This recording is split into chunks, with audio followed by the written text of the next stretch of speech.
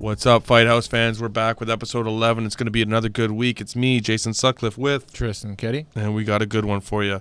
First up, we're going to have Steve Garcia on the line. He's going to talk about his upcoming fight with Joe Warren. It should be a good one.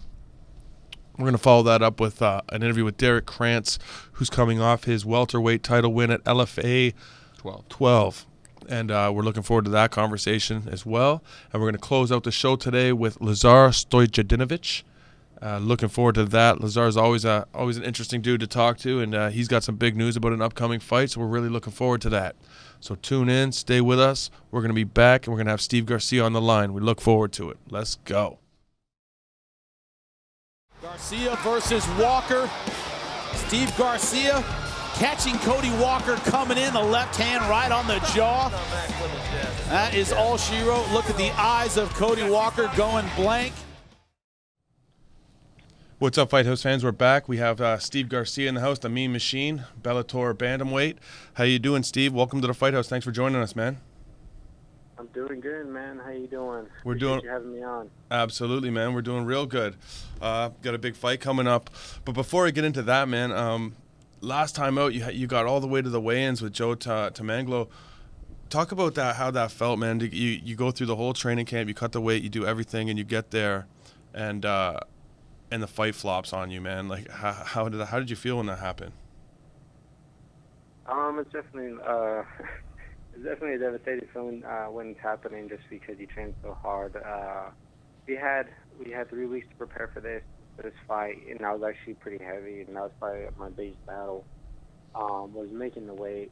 So I'm a professional, you know. I make weight, and I make sure that when I step on the scale, it says what it's supposed to say. But, you know, everything happens for a reason. That's the way I kind of see it. I really wish he would have just told me, like, hey, man, like, I can't make 35. Like, when we do a catch weight, I would have been more than happy to been, you know, been fighting at 140 instead of 135, just because the weight cut was just, it was very difficult. But, like I said, I made weight, and, you know, I did my job, and, you know, he wasn't able to hold up to the deal. I still wanted to fight, but my coaches recommended that I just did it. Right. So, I mean, I'm not going to go against their judgment. And then the only thing that sucks is that you feel like the punk that backs out, you know, because it's like you don't want to fight. You know, it's not that at all. You know, I suffered quite a bit trying to get down to that point, and I almost felt like he didn't try as hard as I did. And that kind of bothered me a little bit. But it took me, I don't know, it took me about a day to get over it, and then afterwards, you know, I went to the event, and everything was good. You know, I mean, you now have a big fight in front of you, but at the time, was it so much like not fighting, or was it the missed opportunity that like bothered you more? Because that's a big name. That was a good fight for you to you know, put yourself out there. What bothered you more? That's a good question. I'd probably say like not fighting at all is what bothered me the most. Mm-hmm. I'm a competitor. I like to compete. I like to test my skills, and you know, like I said, once you're in that mindset, once you say yes to a fight, you've committed to pretty much everything. Your health, you're sacrificing time, you're sacrificing. Like, I have a job, you know. Like, I took off. You know, I didn't get paid for those 3 weeks, so I was really depending on, you know, making sure that I made weight and making sure that I you know, I fought. Right. So, it's a lot to go through. You know, but that's the name of the game. I've been in the sport for a good while, so I know how it goes. You know, and like the thing about it is with you guys, you can put in so much gym work, and there's so much that goes into it, and then you get like your 15 minutes of fame or less, hopefully less. You know, that's what you're planning on, right? How hard is it, like, that wait now to get back in there? It's like you get all the way to that point. It's like, no, it's not happening. Okay, and then you got to wait another, like, you know, 8 weeks or whatever it was to get back in there. How tough is that wait, like that wait to get back in there again? It does suck. I mean, so like after that whole incident happened, they actually told me that, like, hey, like, we have a guy for you in Italy if you're down to fight. Yeah. And on my shirt, like, yeah, let's do it. And then I had to get my passport, I had to get all my stuff done, and then I want to say a week went by, and they're like, hey, he didn't take the fight. So that was a little bit irritating. So I don't know. I just, you know, I talked to Richard Choden. He's like, Steve, I'm working on it. Mm-hmm. You know, just be patient, please. Like, I'm just, you know, I know you want to fight, but you know, they have a huge roster that they have, you know, so they definitely can go against, you know, commitments they make on their end, you know. So You know, he did a great job. You know, he texted my dad probably 2 weeks ago, and he's like, "Hey man, like, is July a good time frame for you?" And I'm like, "Yeah." I was like, "That's perfect." Right. And then he texted me that with Joe Warren. I was like, "Let's do it." There's nothing more. There's nothing more you can say, but yeah, you know. So Sure. I've been training hard, and I have a great camp, so I'm very excited to be able to go out there and put on a performance for you guys. Absolutely. You know, speaking of which, that's a huge fight for you. Joe Warren, he's a strong veteran, a former champion. How do you feel about that fight? Oh, I love it, man. You know, these are things that you just, you know, you got to rise to the occasion. You know, everybody calls me the prospect of this fight, and he's a vet, but you know, I've always thrived on that. Like my first Bellator fight was against Sean Bunch, and I felt like everybody was counting me to lose that fight, and I was happy to go in there and really to show them that I'm not here to, you know, just to say that I'm the Bellator, or here that I just want to be a fighter. Like I'm here. I'm going to be one of the best, and you know, I'm coming for the belt. I'm coming for that strap, and you know, everybody they need to know who I am, and I feel like this is finally like on a bigger level than the beginning of my career, fighting Joe Warren. So I mean, it is what it is, and I'm going to go in there and I'm going to run with it. You know, do you feel like sometimes, you know, we talk about like experience and stuff like that, but there comes a point where it's just, you know, you've been in there yourself a number of times, you know, like this isn't your first go around either. So, I mean, you're gaining experience as well. Do you feel like kind of we put a little bit too much on that? Some people do. You know, I mean, compared to all the guys in the record, they all have bigger records than I do. Mm-hmm. But like I said, I've been doing this for a good while, so it's not like it's new to me. But I mean, it can come into a factor if you only need a first round knockouts and you've never been into like the third round. Sure. That's why I say that's probably the biggest factor. You know, sorry, go ahead. Yeah. One of the things I noticed is like you're a huge bantamweight, 6 foot, 73-inch reach. You're a big dude, man. How much of a factor do you think that's going to play when you get in there? I mean, he's 5'6". He's got a shorter reach by 4 inches. How do you feel? I love it, man. I really do. Yeah, I love it. This is, you know, I feel like I'm the monster in there. You know, like they you know, they see me and they're like, man, this is gonna be a challenge. You know, and I love having that. And I know sometimes, you know, it can play a factor depending on my body style, just because I'm super long. But for the most part, like I think like it benefits me more than it benefits them. When you've seen how Eduardo Dantas kind of handled that situation, he used his length really well. He kind of picked at him from a distance. Do you see that kind of thing and think like, oh, like, you know, being long yourself, that's the kind of perfect game plan for yourself as well? Yeah, it's definitely a good game plan. Dantas did a great job in that fight for 5 rounds. That was actually, like, I want to say probably a perfect game plan for him. Right.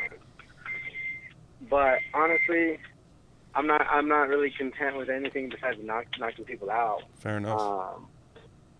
So I mean, if I get a sub win, like, cool. If I get a decision win, cool. But I really don't. I don't know. I just take pride in that. Like, I want to go out there and I want to get finishes, and I feel like even my last fight, I just played way too much. Like I was trying different things, trying different moves. It's a little bit different trying it in the gym, and it's a little bit different trying it in an actual cage. So I figured I would take the opportunity to really try it in the cage. So, you know, that one went to a decision. You know, I wasn't too happy. I tried to finish it there at the end. Homeboy just landed up, you know, being tougher than I was expecting, and you know, I had dropped him with a good left hand, and he just, you know, he held out to the end of the belt. So, you know, props for him for that. Absolutely. When you look at Warren, how do you feel like your skills match up with his skills? When you look at how he fights and stuff, how do you feel the matchup is? This is definitely more of a grappler versus striker match. It really is. That's what it is. Mm-hmm. Everybody kind of knows the game plan or what should happen. You know, I stay long, I stay far. He needs to get in close, and he needs to take me down. Right. I'm happy though with the with the matchup, I feel like literally, you know, when it comes to skills wise, like I feel like I have more advanced skills than he does. But you know what, he does his one thing and he does it really good. So you just got to make sure he doesn't get there. You know, he was a Greco dude, and he likes that body loss. He likes those close, you know, exchanges, and I just really got to do my best to, you know, avoid those situations. And it's going to be definitely, you know, a task for me, but I feel like I can get the job done. And you know, I feel like it's gonna be an exciting fight for the fans. Like that's one thing that like I really want to do is I want to make sure that these fans are gonna look at like me and Joe Warren, not just myself, but me and Joe Warren, because you know he's in the same position I am, and to respect that we can go out there and put on the fight for them, make it exciting, get them cheering, and just want to watch us again. Like we go out there and we're not just competitors. Like in my heart, like I'm a competitor.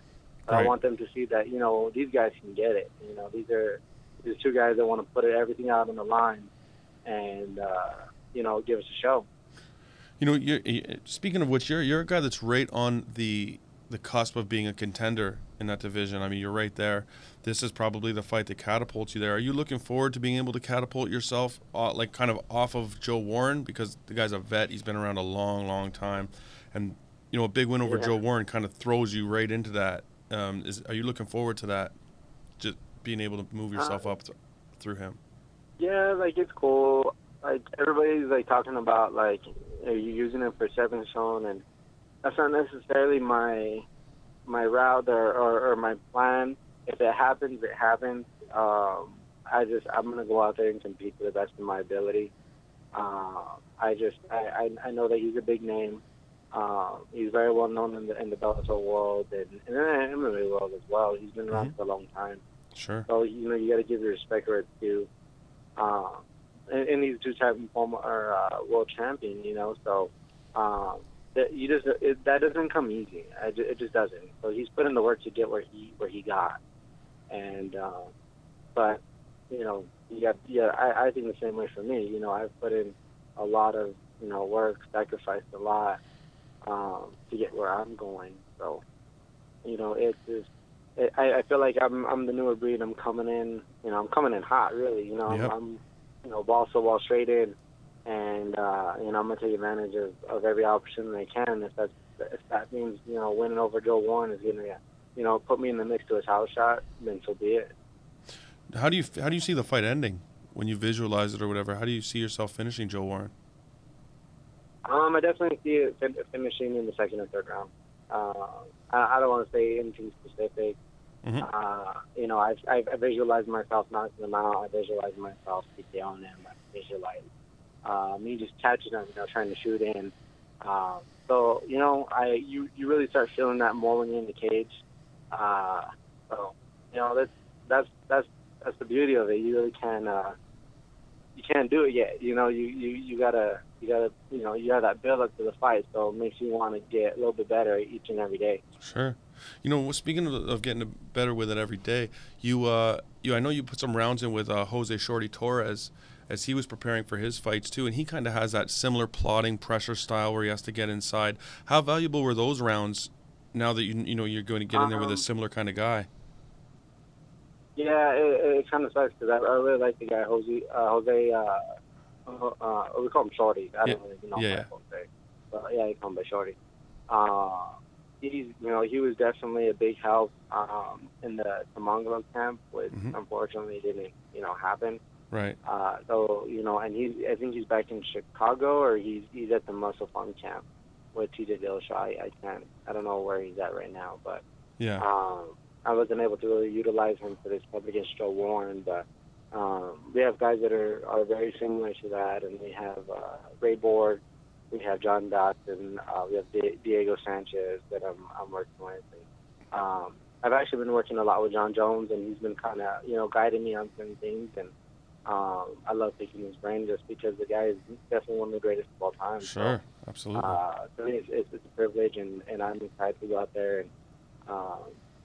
and use what I've been working on for this fight. So the hardest thing is always the weight.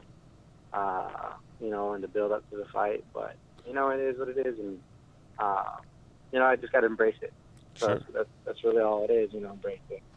How Enjoy every moment I can. like we've talked about you being a big guy for the division. As you get older now, you're in your mid-20s now. How hard is it getting? How is the weight cut getting for you? Is it something that you imagine is going to continue to get harder? Are you going to have to move weight divisions maybe? How is this feeling for you? At this moment, like, I don't really.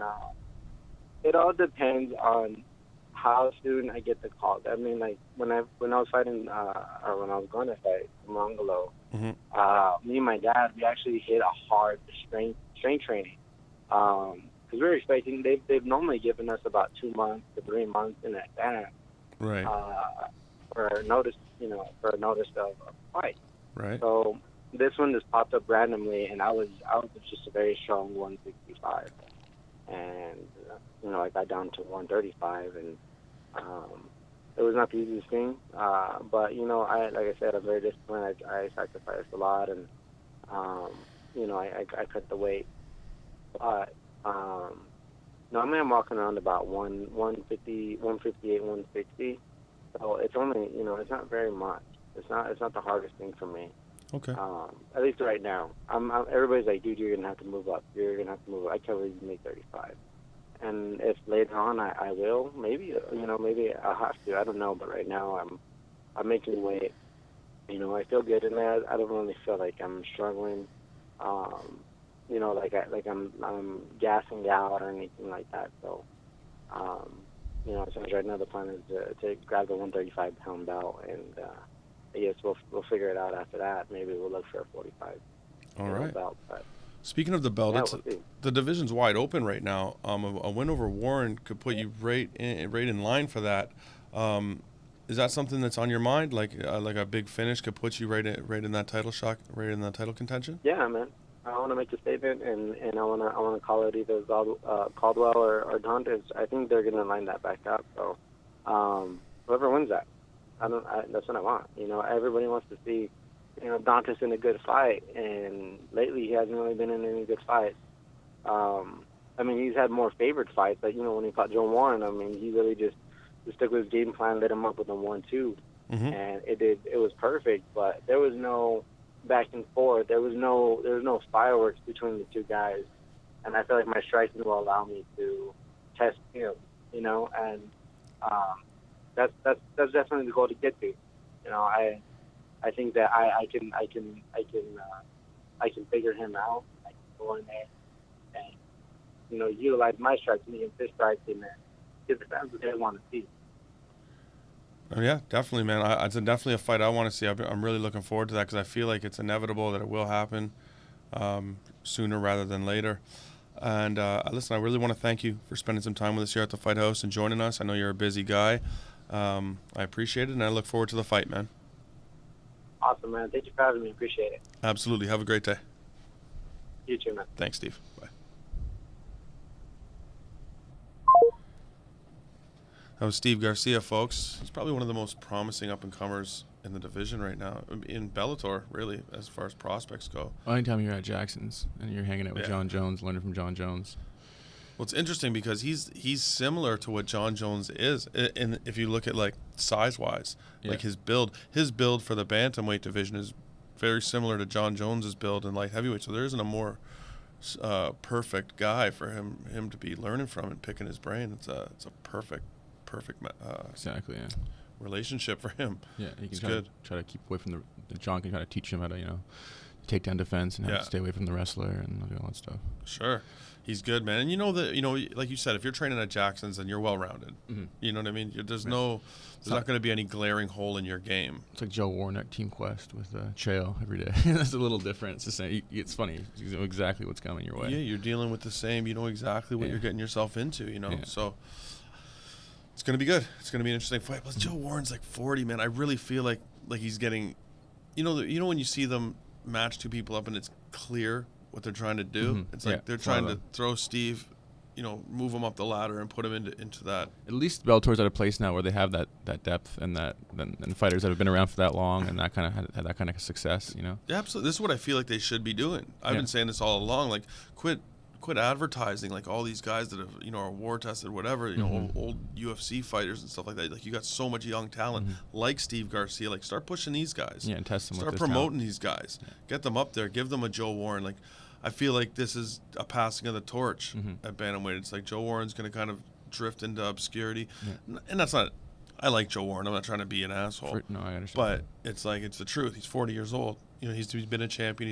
He's just look at the size difference of the fighters. There's clearly been an evolution. This is just right. We were talking about that last week. Exactly. But yeah, it's you know, I just feel like what we're about to witness is a passing of the torch at bantamweight, where it's kind of like, okay, you're the next generation. You know, so we'll see what happens.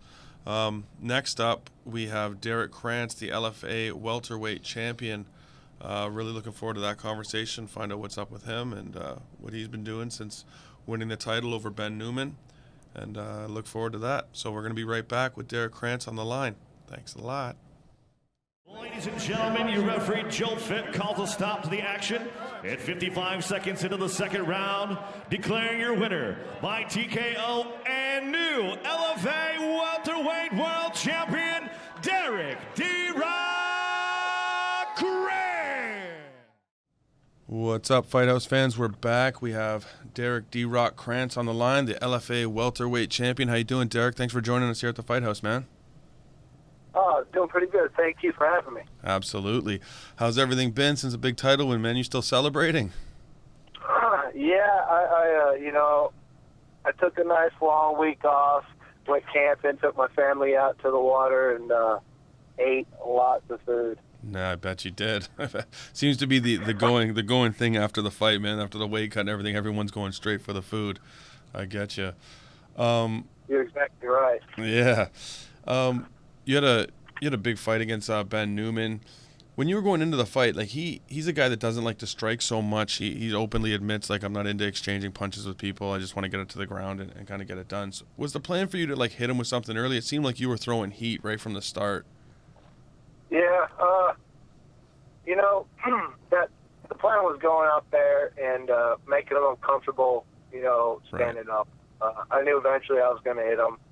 I just had to also calm myself down. You get pretty excited when you go out there. At least I do.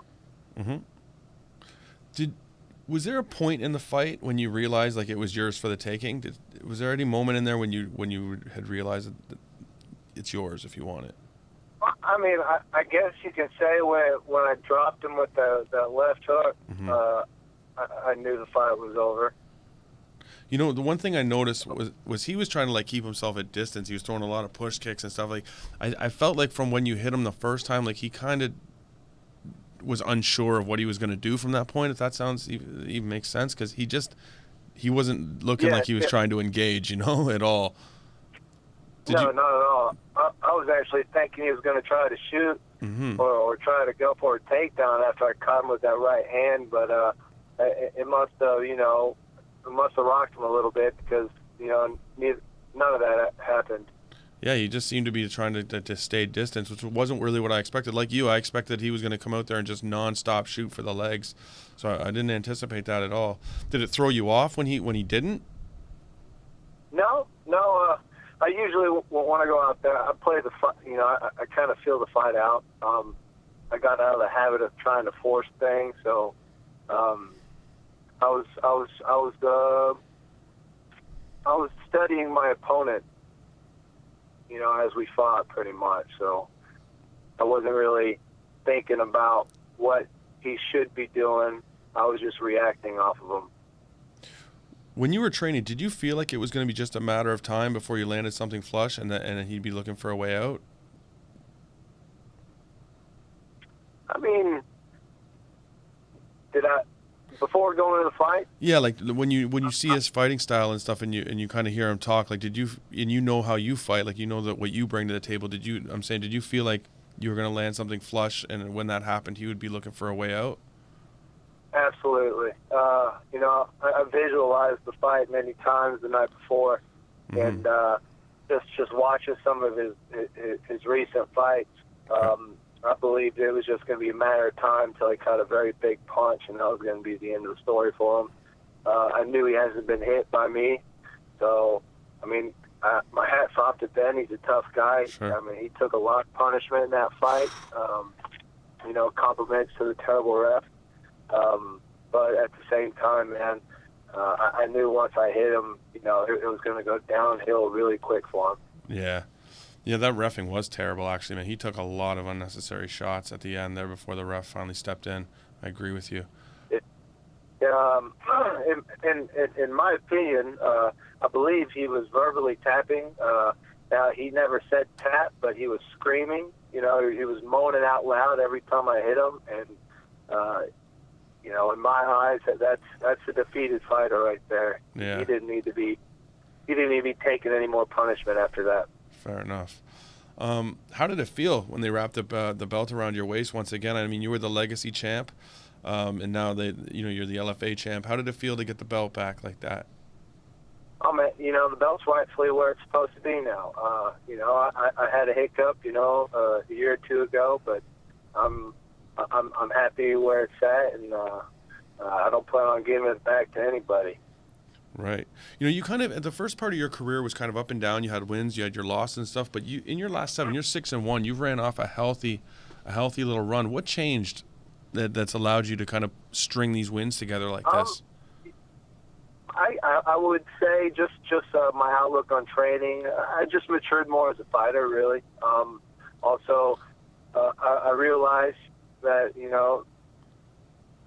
no matter how great of a fighter or how great in shape you're in, if you're not mentally there, you're more likely going to lose to somebody. So I've been working a lot on the mental aspects of the fighting game, and constantly trying to just convince myself I'm going out there and I'm doing what I love. I'm going out there and I'm going to have fun. And so far it's turned out pretty well for me. Absolutely. Well, now you're the champ. Is there anyone you have your eye on in particular, or where do you go from here? I've never been one to call anybody out. Right. But I've always been the one people like to call out. So I just sit back and I wait for the fight to come. It'll eventually happen. There ain't nobody that I won't step in there with. I believe I can beat the best in the world. So I just got to take it one fight at a time and make a statement. Definitely. How soon do you want to get back in there? Preferably probably about another 2 months, 2.5 months. And how many more fights you want to get in this year? Do you want to take some time off after the next one, or do you want to just keep the ball rolling? I'm trying to get 2 fights by the end of the year. Oh, nice. That's the goal. So it gives me roughly about 2 months of preparation between each fight. And for me, I'm a big unhealthy eater. I'm a glutton for sure. And for me, the closer my fights are together, the easier it is for me to keep the weight off. If I go six months without a fight, I'm walking around 210, 215, and then I got 3 months to lose, 40, 45 pounds, and it's just not fun. No, I imagine that it's not fun. Well, your last fight was fairly recent, so how was the wake-up for you leading up to the title fight? Oh, that was pretty easy, man. Yeah. I never got above 195 after my last fight in February, so I just kept the training up and kept in shape, and the weight cut was surprisingly easy. It sucked, of course. I hate cutting weight. It's the worst thing in the world. But I've had much harder weight cuts, and that was a good one. So I guess I'll ask you, man. What's the first food you go for when the fight's over? What are you running to eat?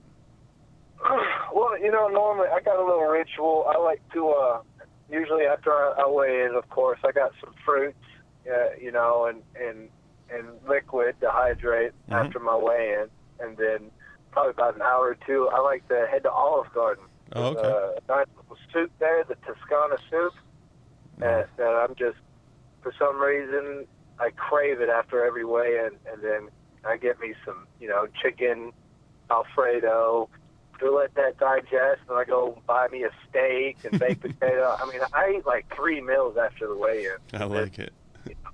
oh man, I gotta, you go so long without eating all this good food. It's hard not to, Yeah. What's the hardest thing for you to lay off of during the dieting down as you're cutting weight? Oh, man, I'm a pretty much anything unhealthy. I mean, man, that's everything. Pizza, Taco Bell, Whataburger, probably Whataburger. That triple meat, triple cheese, that's got me. Fair enough. I've dreamt about that burger before. Oh, man. We're up here in Canada. We don't even have the Whataburger, and I hear everyone talking about it, and I see it, and I just feel like I'm being robbed of an experience. I hear you. I'm telling you, you ever fly out to Texas or you come down to the South, man, you have to stop at a Whataburger and get you some good old Southern, some good old Southern food. Definitely, man. You know what? I am 100% going to do that. As soon as I end up down there, that's the first thing I'm doing, because I'm a guy, too. I love my food, man. I'll eat just about anything. And I agree with you. Pizza would be the one for me. That would kill me if I couldn't have some pizza. So I'm with you on that.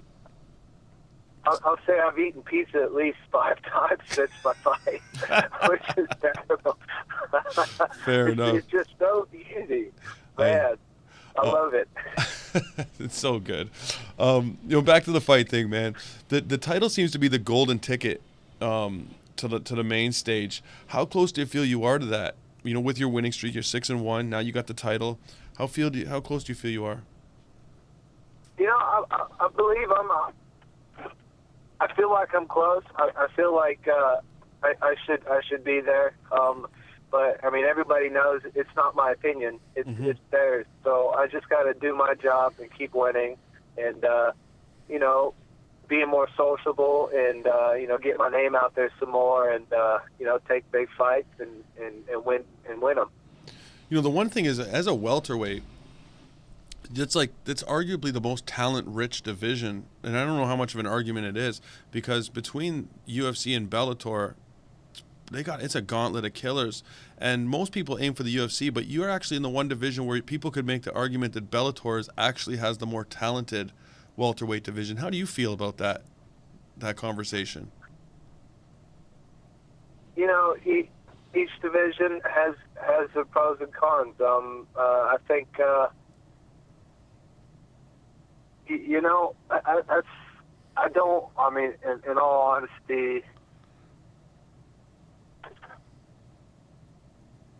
yeah, you put me in a tight spot, man. I honestly don't know. Okay. Are you a guy that's aiming for the UFC, or are you open to Bellator or the other, the new PFL? Are you open to those options, or do you have your sights set on the UFC? Ever since I first started, I've had my sights set on UFC, and it hasn't changed. Of course, I want to fight internationally. So if I get an offer to fight internationally before I make it to the UFC, I'll take it. But importantly, I want to be there. It's a dominant promotion. Shoot, most people call MMA fighters UFC fighters. That's the NFL of MMA. So that's where you want to be right now. Absolutely. One thing is interesting, and I've been asking a few fighters about this, but the PFL, how much have you heard about that Professional Fighter League now the World Series of Fighting has collapsed? They're starting the Professional Fight League. Have you heard much about it? I have not, actually. It's kind of embarrassing, but I don't keep up on a lot of mixed martial arts, honestly. I just focus more on my family and training when I have a fight.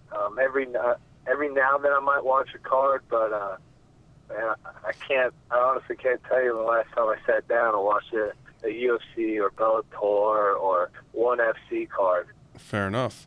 I know you're not the only person that said that, man. I've heard that actually more frequently than you would probably believe.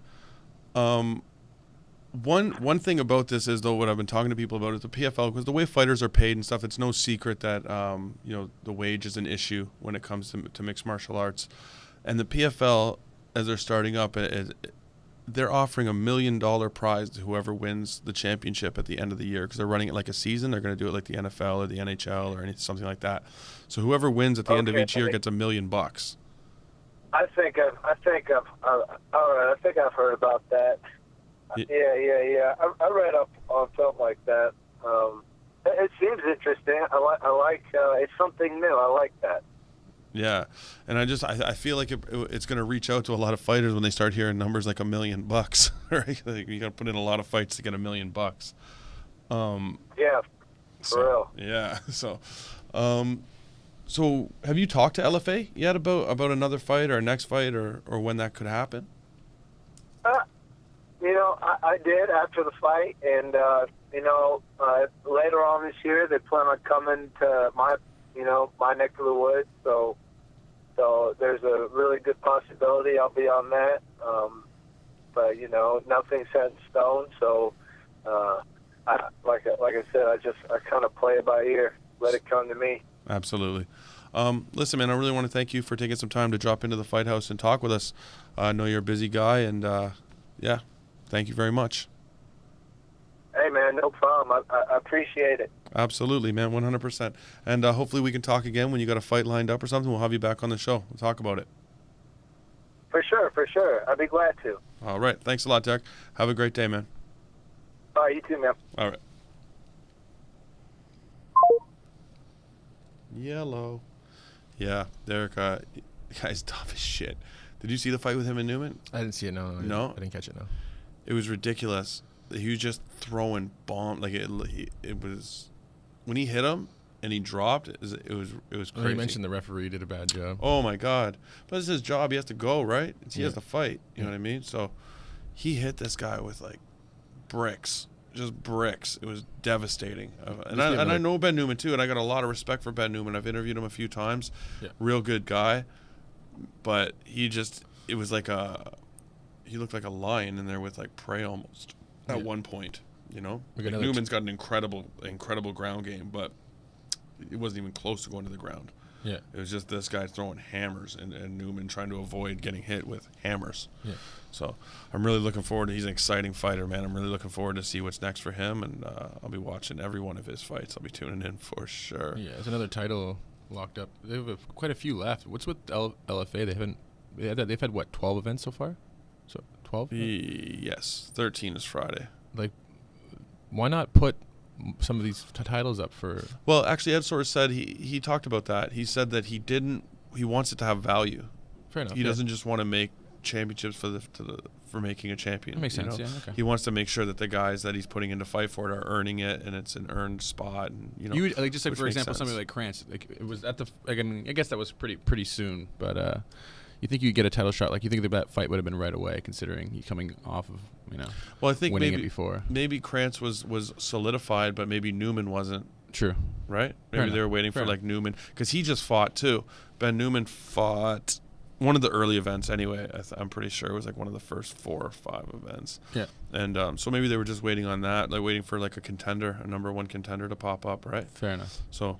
we'll see. And then, on 14, they're going to make a flyweight champion and a middleweight champion. Okay. So there's 5 vacant ones right now. So that's and the one after that is going to be a heavyweight champion. So their title fights are coming up this summer. Looking forward. Excited to have some of these guys on. Yeah, definitely. Yeah. And we're going to start having them both on at the same time. Talk to them a little bit about the fight and see what they got to say. Those are always interesting conversations. That was fun. But back to this show. We got one guest left. We're going to close out the show with Lazar Stojanovic. I always feel like I'm saying his name right, but I like Lazar too. He's an awesome guy, but it's one of those when you just scroll back up, you're like, yeah, I'm pretty sure I got it. Stojanovic. Yeah. Lazar will be on the line with us, and he's got some news. He's got another fight coming up, so we're going to find out what that's all about, and I look forward to that conversation. So we'll be right back with Lazar. What's up, Fight House fans? We're back. We were unable to get on Lazar on the phone, unfortunately, but we will do our best to rebook him in for next week. We got a lot of stuff to talk about with Lazar. Next week's a big week. We got Brendan Allen in along with Eric Anders to discuss head-to-head their fight. We're going to see what they have to say to each other. Should be an interesting conversation. Always love those. So stay tuned. Keep on. We'll be back next week. It's me, Jason Sutcliffe, with Tristan Keddy. And we look forward to talking with you guys. See you soon. Next week's going to be a good one.